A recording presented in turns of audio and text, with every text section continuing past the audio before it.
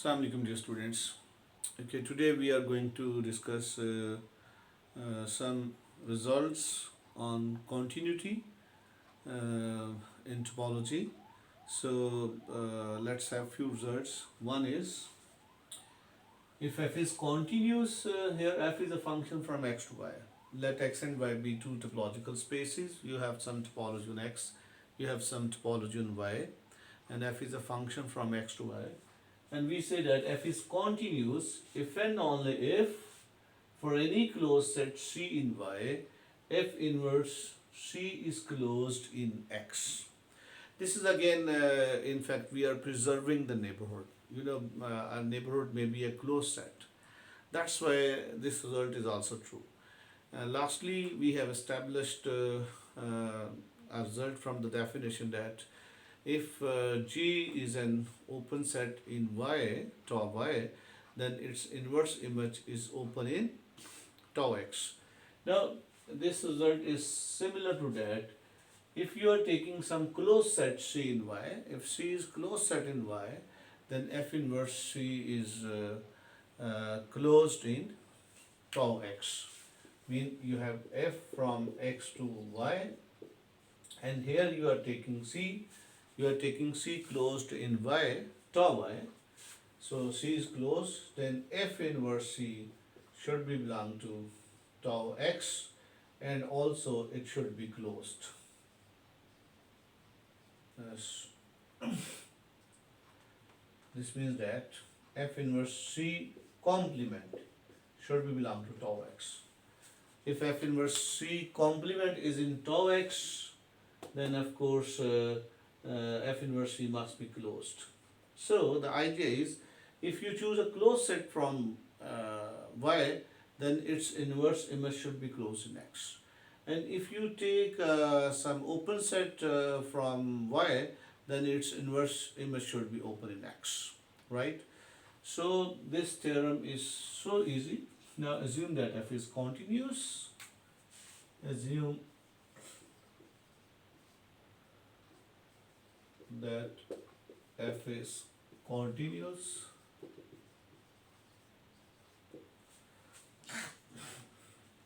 and let C be any closed set in Y. Let C be any closed set in Y. Then Y minus C. This is this is C complement. This is Y minus C is C complement. This is in fact C complement. This is open in Y. If you take C any closed set, then Y minus C must be open, and since this is open and F is continuous, so its inverse image must be open in X. First we have assumed that F is continuous function. Whenever I am saying that F is continuous function, you have a theorem through definition that whenever you take an open set in Y, its inverse image is an open in X. But using the continuity, you have to show that corresponding to closed set C in Y, its inverse image is closed in X. So let's assume that C be any closed set in Y. If C is closed, then you know that Y minus C is open. And you know F is continuous, Y minus C is open, and F is continuous. Hence, F inverse Y minus C belong to tau X. This means that F inverse Y minus C is open in X, right? This means that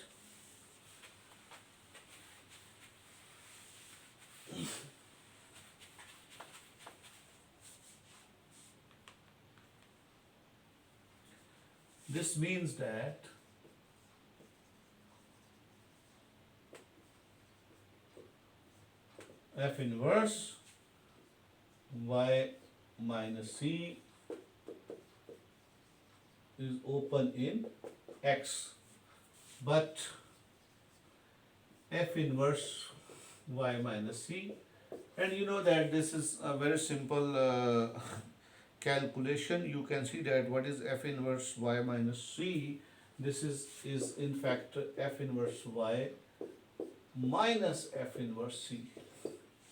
And you know what is F inverse y? This is in fact X. This is X minus F inverse C.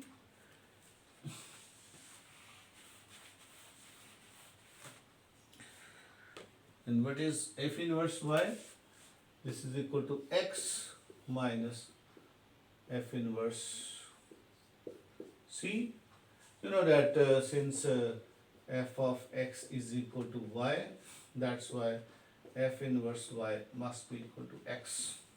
So f inverse y must be equal to x. This is x minus f inverse c. And what does it mean? Then f inverse y minus c was open in x. This is open in x. This one is open in x. So this imply x minus f inverse c is open in X. So we are doing nothing because you have taken C as the closed set, so y minus C is open in Y, and F is continuous, so because of the definition F inverse y minus C is open in X. And now this is a simple calculation. You know that F inverse y minus C is equal to F inverse y minus F inverse C, and what is this? This is X, this. So this means that this set is open in X. If this is open in X, then what about its complement? Its complement F inverse C must be closed in X. So this implies that F inverse C is closed in X, because you know its complement is F inverse C. If this one is open, then its complement is closed. You know that you have a theorem. A is closed if and only if its complement is open, right? Now, if you take the complement of this, you will get F inverse C. And this is open and its complement must be closed, right? So that's why its complement is F inverse C. And since F inverse C is closed, its complement, this one must be open. So you have now at the step that this is open.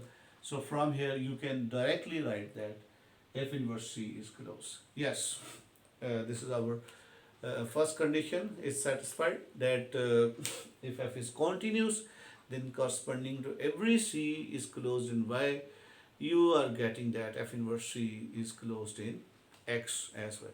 Now conversely we assume the condition.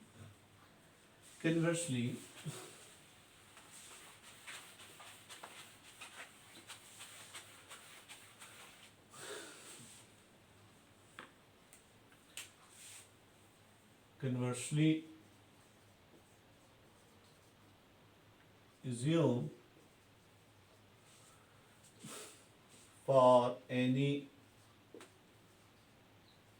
closed set C in Y, F inverse C is closed in X. And we want to show that F is continuous. You know what is the definition of continuity? To show that F is continuous, you must have to take some G which is open in tau Y, and you have to show that F inverse G is open in X, that is a member of tau X, right? So let G belong to tau Y. Why I am taking? Because I am taking G is open in Y, means to say that G is a member of tau Y. I must have shown that F inverse G is a member of tau X. If this is the case, then F must be continuous by definition. Okay, since G belong to tau Y, so this implies Y minus G is closed in Y. And now you have the supposition. Whenever you have a closed set in Y, its inverse image is closed in X. Then by hypothesis, by supposition, f inverse y minus g is closed in X. And again you simplify this, if you will see that, but f inverse y minus g would be equal to f inverse y minus f inverse g, and what is this? You know, this is equal to x minus f inverse g. This one is closed in X. This is closed in X. If this is why, when this is closed, you know that a set is closed in X if and only if its complement is open in X. This means that its complement, which is f inverse g, is open in X. So this implies f inverse g being the complement of this belong to tau X. And since g was arbitrary, you have taken some arbitrary open set, g belongs to tau y, and its inverse image is in tau X, and g was arbitrary, hence f is continuous. Since g was arbitrary, hence f is continuous.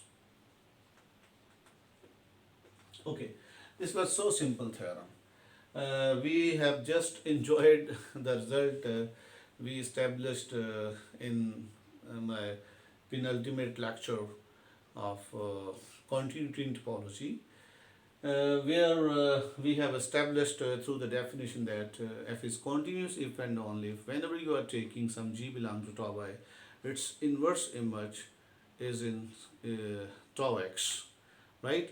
So now using that theorem, it is so easy for me to show that whenever you take a C as a closed set in Y, then its inverse image is closed in X as well, if and only if F is continuous. Okay. Next theorem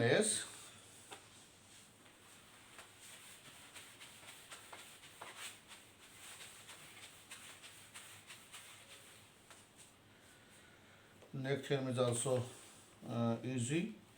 A function f from x to y is continuous if and only if a function f from x to y is continuous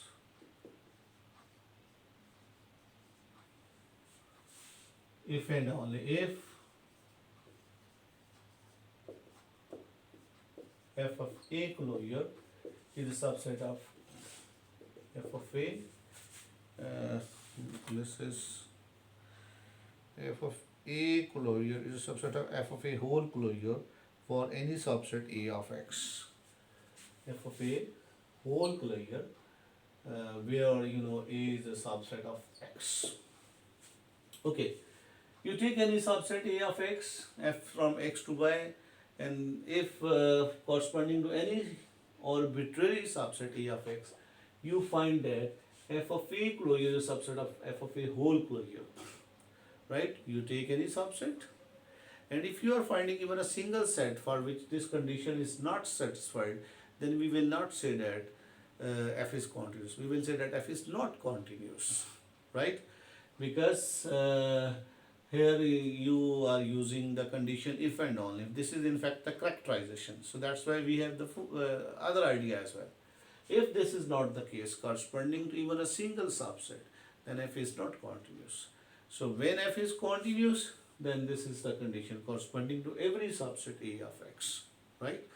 Okay, now proof. Suppose f is continuous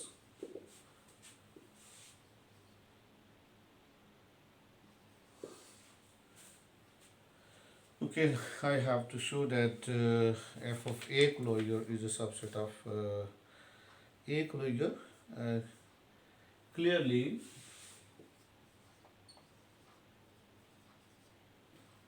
f of a is a subset of f of a whole closure. There's no problem. You know that since A is a subset of A closure.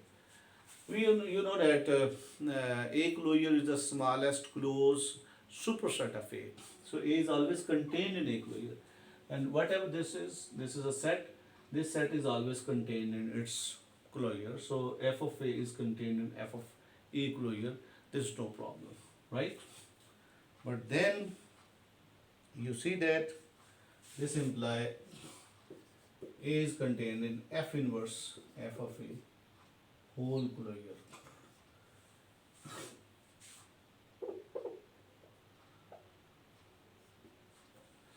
So what I have done nothing.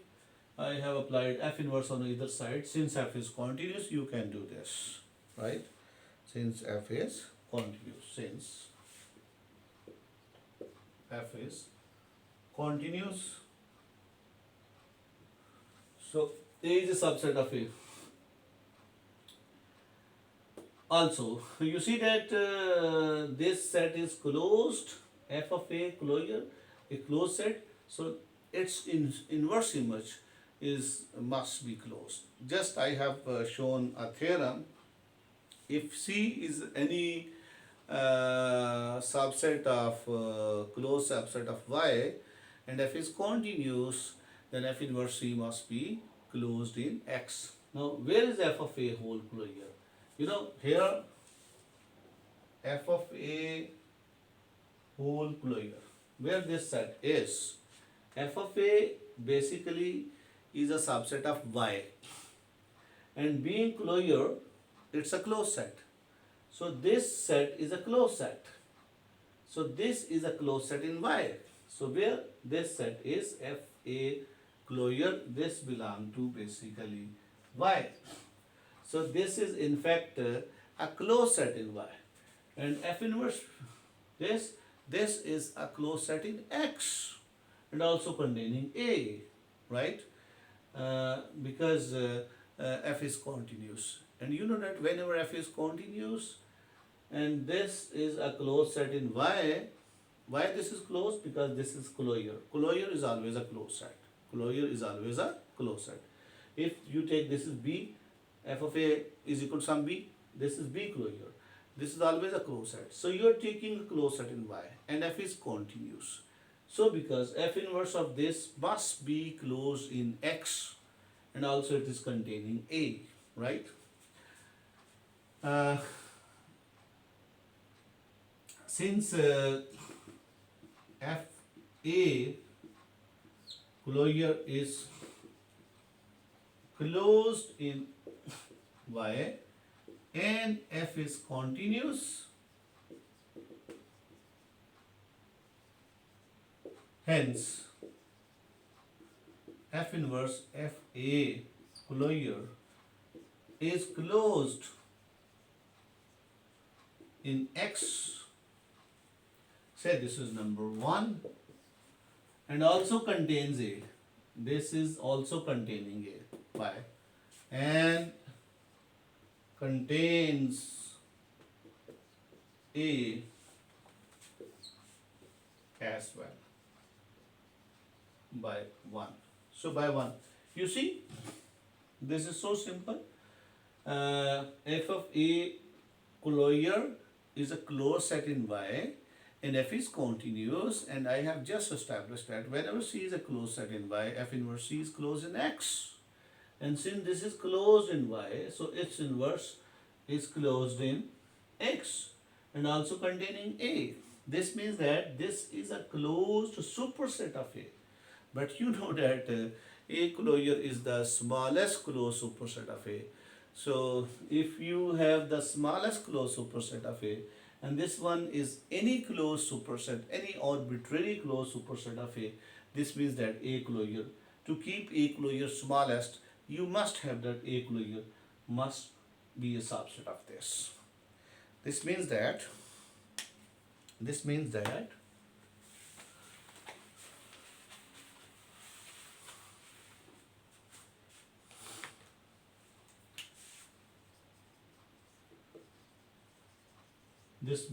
that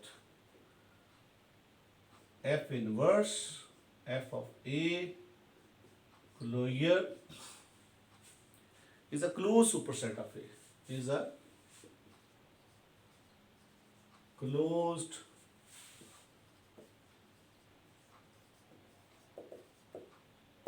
but A closure is the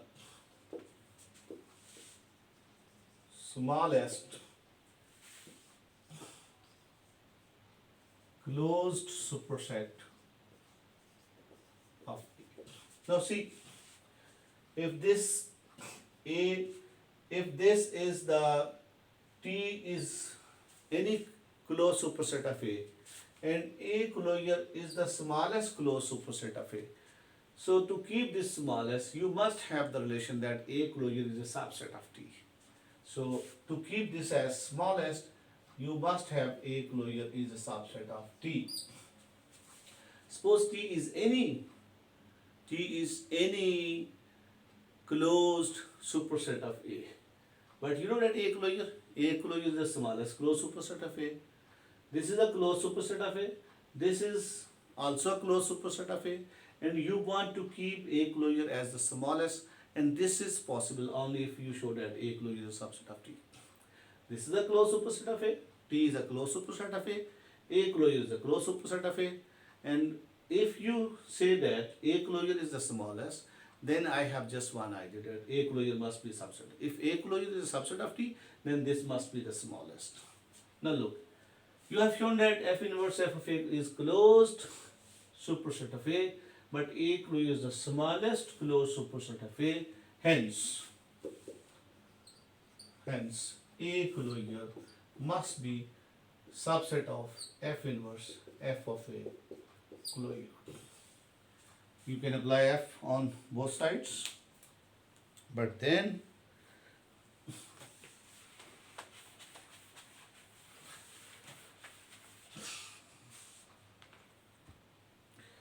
this implies F of A closure is a subset of F of A whole closure. This is our required statement. Conversely,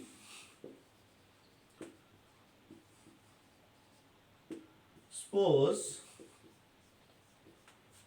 F of A closure is a subset of F of A whole closure, and we want to show that F is continuous, right? And for this, it is better to show that for any closed set of Y, F inverse C is closed in X. So let C be any closed set in Y. Okay. So for sake of convenience, I take F inverse C is equal to A. I have to show that F inverse C is closed in X. We need to show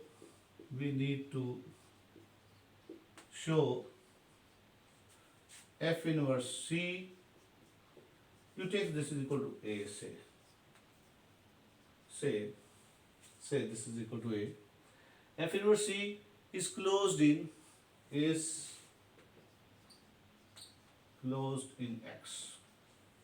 Okay. Now conversely, I have assumed the condition that F A closure is a subset of a whole closure, and I have to show that F is continuous.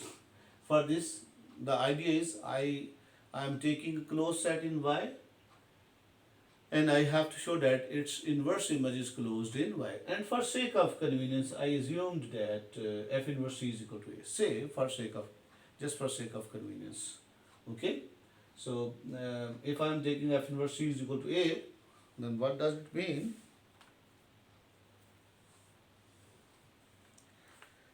Then by the condition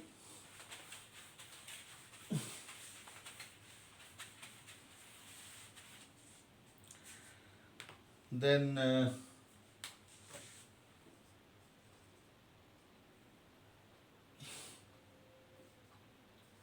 F of A closure is a subset of F of A whole closure gives, you have taken F inverse C is equal to A, and instead of A I am writing F inverse C. So So this must be subset of f of, I'm writing f inverse C, right? Here is the closure, these are the cancelled, and this is equal to C closure. And you know that you have assumed that C is a closed set. This is equal to C. Since C is closed, and you know that a set A is closed if and only if A closure is equal to A. Since you have assumed that C is closed, that's why C closure is equal to C. What I'm doing? I'm doing nothing. Instead of A, I have replaced F inverse C. And this, for sake of convenience, I am taking F inverse C is equal to A. I'll back after the calculation in where I will write F inverse C back to this. This is simple as substitution, nothing else. So here here was A, instead of A I am writing F inverse C. So F inverse C, these are the cancelled, this is C closure, and C closure, you know, when C is closed, this is equal to C, right? So what does it mean? This means that f of A closure is a subset of C. So this implies f of A closure is a subset of C. This means that A closure, this implies A closure is a subset of F inverse C.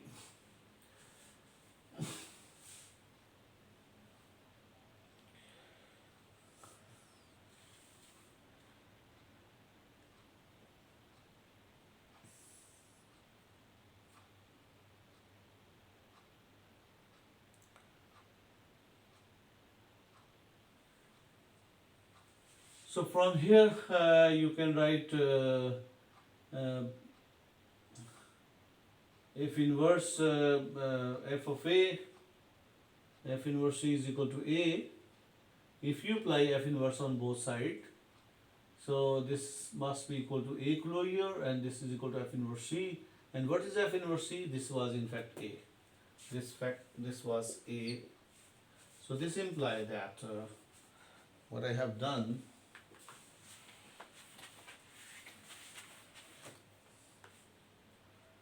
this means that A closure is a subset of A. But you know that A is a subset of A closure. This is always. So from here, from both sides, you see that A is equal to A closure. And what was A? You just put the value of A. This implies A is closed.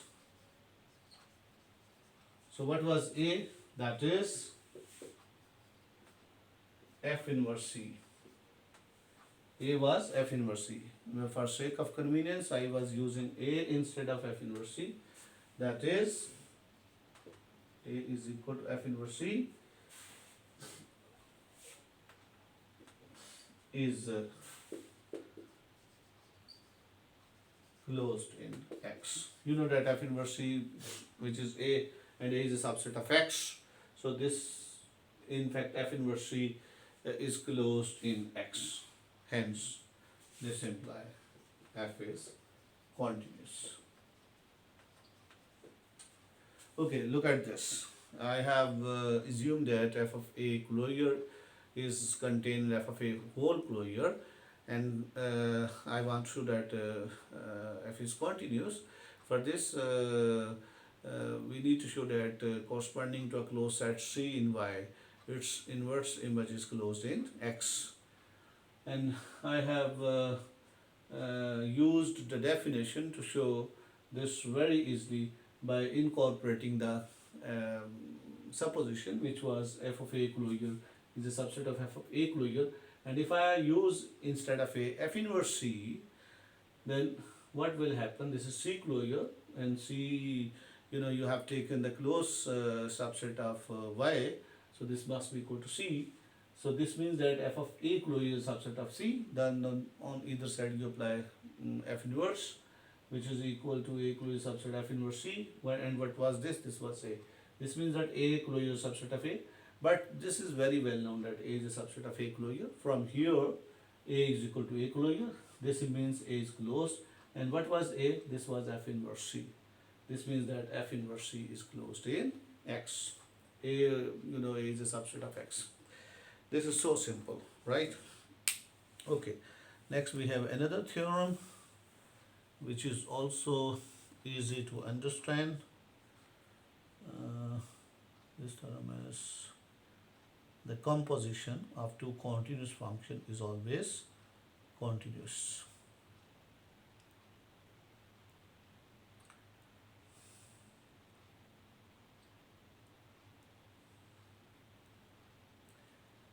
That is, the composition of two continuous function is always continuous.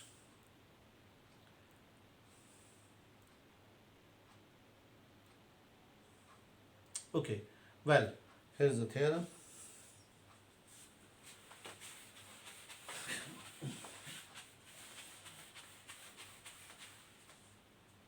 The theorem is let x, y, z be the three topological spaces. Composition of continuous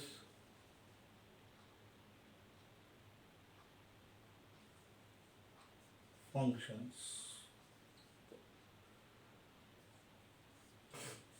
Let x, y, z be topological spaces and f from x to y with g from y to z be two continuous functions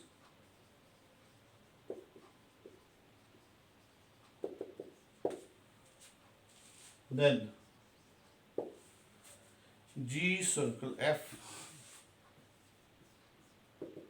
from X to Z is continuous. Okay, this is so easy, we have seen many times. This is X here, X2, write Fx, and if I apply on this one is F from X to Y and from Y to Z, this is your G, and we will apply G on here. This must be G of F of X, and if I apply directly from here to there, this must be G circle from X to Z. I want to show that if F is continuous from X to Y and G is continuous from Y to Z, then this function, which is G circle F, G of F of X, you know that what is this? This is G of F of X. This is also continuous from X to Z. Okay, so proof is so easy. To prove that G circle F is continuous, I have to show that corresponding to any open set V in Z, its inverse image under the map G circle F inverse should be open in X. Means that you have to show that if you take any G belong to tau Z, it is understood that Z with respect to tau Z. If you take G belong to tau Z, then you have to show that if you take any T from tau Z, you have to show that this is the function from X to Z directly. You have to show that G circle F inverse of Z should belong to tau X. This is the idea. So I want to show that if I can show that corresponding to every open set in Z, its inverse image is open in X under this map G circle F, then this must be continuous. And what is this? This is in fact the composition of these two continuous functions. Okay, let's prove this.